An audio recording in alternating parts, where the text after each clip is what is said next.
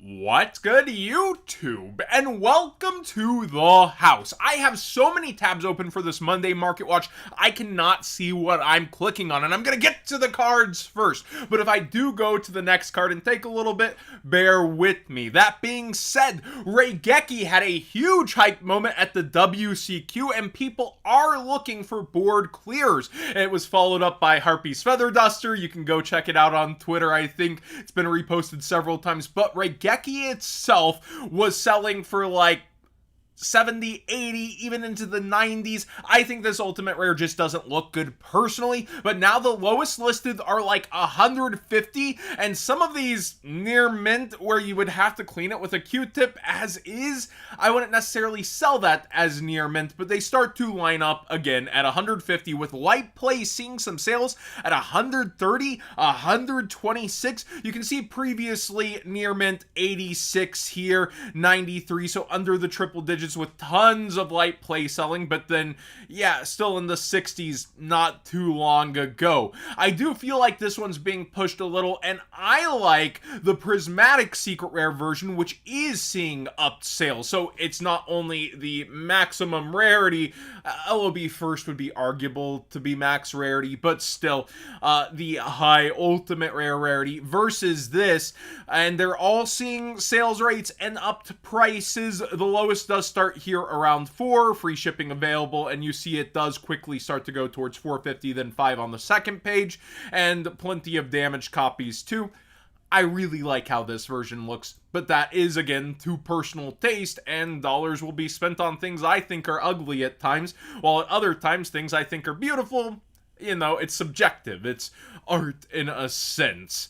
Now, over here we have some interesting news. The new LoDt cards have the old card text with the updated holographic layout. So I think this is a rare dub by Konami. It lets collectors' old unlimited stuff have a big difference in it from the newer, while also giving the old card text for Time Wizard. If you're interested in the boxes, you can use code What'sGood5 for 5% off and to support the channel directly over at tier 0. I think it hits an amount in most regions where you might be getting free shipping on one box, and definitely if you're going for a case. However, I wouldn't be getting this to bust open personally. I don't think the value is there at all on the modern reprints of stuff like this. If you're going to dive in, I would buy the singles. I like this because A, it's a booster box with Jaden on it. Even a lot of the hero ones, I believe, don't necessarily do that. And B, when we look at Legend of Blue Eyes, look at the cards inside. They're not aging gracefully. They've been pretty continuously coming back down despite people trying to pump them, and we can even see those ranges, and they just keeping on downward. $25 for the star himself, Blue Eyes White Dragon, or herself, depending on which version. But seriously, the boxes continue to stonk and do well for themselves overall, although a little bit of downward motion here too at this specific juncture. 130 is still very plus if you got in early on the boxes, and I think LoDt is one of those ones that super long term will go back up even with that rewave, and the rewave is EU exclusive so far. We haven't seen any TCG release for this where we're getting retro pack over here instead. Jaden on a product, not too common. I do think over time, this will likely do somewhat well, but I think that's a very long time, and the variable is Konami could just do it again. They could just drop another unlim. So be aware of all the risk if you are buying sealed, but if you go sealed, I would personally keep it sealed if you're, getting those boxes. Miracle Fusion, speaking of area-specific ones, Speed Duels didn't release into the EU for the set. We have it going up very consistently. I believe this is a mid-max version, as well as you have the DR4 super rare, as well as the ultimate rare original release. But still a very nice version, and you can see people love that quality on Speed Duel cards at times. $14 to $15 on the secret rare now. Magical Muskets are being played with Fiendsmith. We talked about this with the WCQ and the people opting to play that version. It continues to go up. Crossdom, originally not short printed, but now not reprinted, and other options for this deck going up. Now, Magical Musketeer Max was shorted, but as an ultra rare, that meant it was like 8 and some change per per case, so more existent than every other box even. Not the hardest thing in the world to get, but still keep in mind, no reprint on this card and was shorted as a Battles of Legend Ultra, and then other secrets and nice versions of cards, even if they did get reprints, are going up because people love to max rarity. Caspar and Starfire did get reprints in Dual Overload. I think with this deck, it is interesting to mix with Fiendsmith. I do think you will see results from it if I already missed some results with it, mayhaps. But seriously, I see why people are going for it with the one-card starters and Fiendsmith engine, etc. It mixes very well, and people were on that the moment Fiendsmiths were revealed. Poor Team Samurai X1. Number 40, Gimmick Puppet of Strings. The Jump promo has consistently been going up and spiking. Full buyout mode on it now. Lowest listed 23 here, non-top rated, and still 23 top rated before it could go up even higher. But you have multiple versions, at least if you are looking for a copy. Legendary Duelist, Immortal Destiny, as well as a 10 super rare for this card. And then C40 is also going pretty crazy. The gold rare is the highest, and I do think, unironically, this gold looks really good on XCs. Hope Harbinger, for example, as well. So I understand why people like it. And then you have the Ultra that was reprinted in Legendary Duelist Season 3, is somewhat pricey. And then, yeah, you also do have the other color versions of them, red, blue. People just don't like these. They act allergic to them. So those off-color ultras, you can get them way cheaper than the gold letter ultra. But again, gold and black look great on XCs, so I understand why people are more hesitant. I think the red one is probably nicer than the blue one. Silhouette Rabbit. We've talked about this multiple times. I said I think it's a pretty good player brain pick, and if I was still Vendor Man, I probably would have gone after this card as well. Well, it turns out the Vendor Mans that did are winning, and this is up towards $14 now from around $8. So doing very well on this specific card, and I think it is a good tech option for many different decks personally. Dragon Master Magia. I think they're saying that a different way, like Magia. I'm gonna keep with Magia personally. I'm sorry, I like to mispronounce things sometimes. But seriously, this has been doing nothing but coming down until now. People have bought it out at that $500 range, and it's back towards $580. I think it could take only a few deep interested pockets in order to rise this. Like, I buy giant cards personally, right? I save up, I set aside, and I put them. If I were to be invested in this, I could have, like, given up one giant card and cause this spike, right? If I was still a vendor. I have 0 of these. I am not interested in this card, and I hope Konami reprints it personally, but that's an example to show how people with deep pockets can just cause something to seemingly go up for very few sales. That's why I love having the data over here as well. You can see how many did sell at 500 and what dates in order for this to disappear, and the lower ones are in other languages. But yeah, it didn't take too many recently in order to push it on back up. So be aware, a couple deep interested pockets very specifically could focus this and cause it to end up bumping back up, or people nervous for the blue eye stuff and this not being reprinted in time, I suppose. Arch Nemesis Protos is interesting because it's falling off post WCQ here and within the format. It is at 1, I believe, off the FNL list from Forbidden to 1, but it is around $32 to $33. So if you were looking at this card, it's had a nice fall off into reprint season, but I don't necessarily see where it would fit in for a reprint. Like, are they going to give it every rarity in Bonanza, this card? I mean, it did make the FNL list, so do be aware you're in reprint season, but also, if you've been hunting for this, a nice 33% drop-off. Mulan Glacia's moving on up. It's around $23 now for the Unlimited, and the first editions are in buyout mode, around $28.29. Mermail Atlanteans have new support, as we've covered on the channel. Abyss Sphere even is starting to go now. They have still got the wrong picture for the ultimate rare on the site.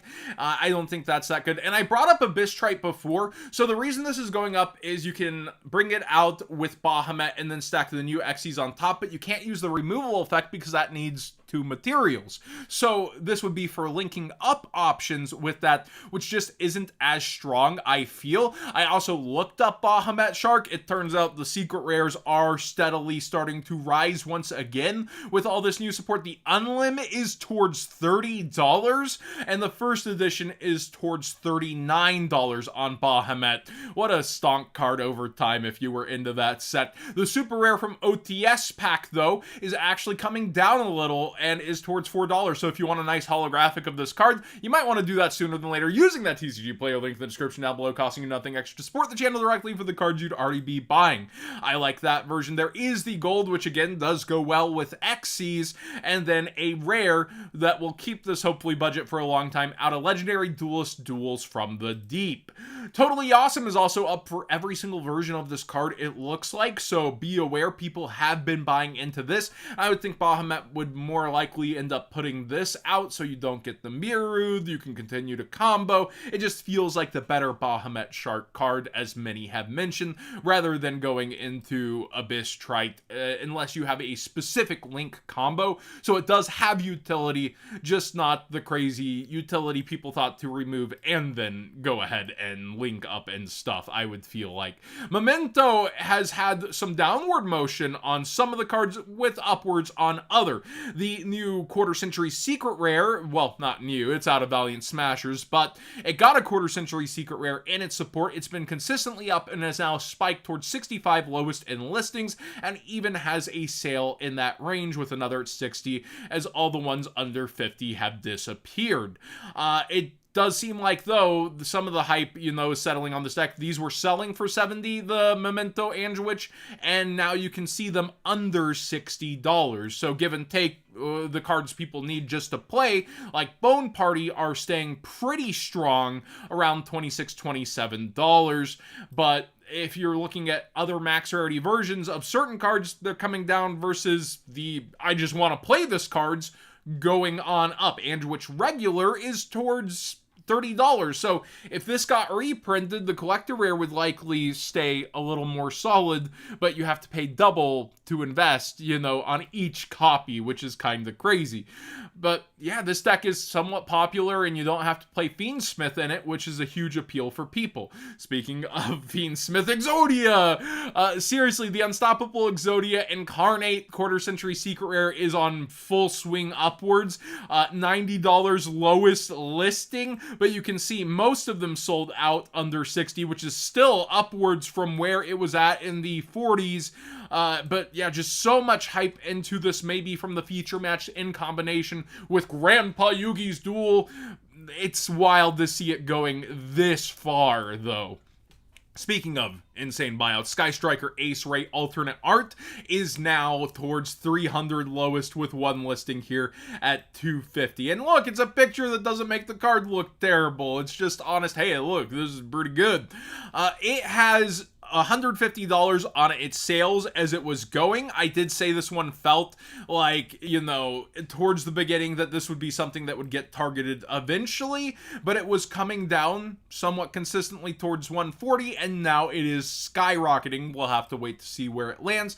I'd personally suggest the OTS Ultimate and EU foiling. It looks way better than the US foiling. These have completely fallen out and been ignored, and they're like $12. There is a nice prismatic secret rare for budget options, but the altar art, there's only one altar art, and this is what I would like Konami's altar arts to end up doing on the market, be this nice prized thing, but it's overestimated during this buyout. We'll see where it falls to. Also underestimated mayhaps is Sky Striker Ace Rose. It's done nothing but fall down in price, even with this buyout going on.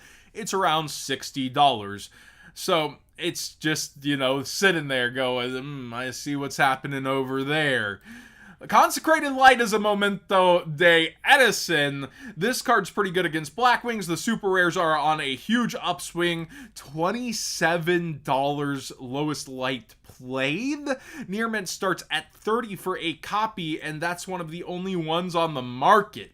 Wow, I did not see that coming. Now, these were often very scratched up, even sometimes out of the pack. If I recall, they could have some scratches on them with how the foiling is. So do be aware, the near mint is somewhat hard to come by, but it is way up in price from where it was at. And every single version of this card's money. So if you're going through bulk, always pick out Consecrated Light. It is a good amount right now. Also on the buyouts is the highest rarity, ultra rare out of 5D's collection of Blackwing Armed Wing.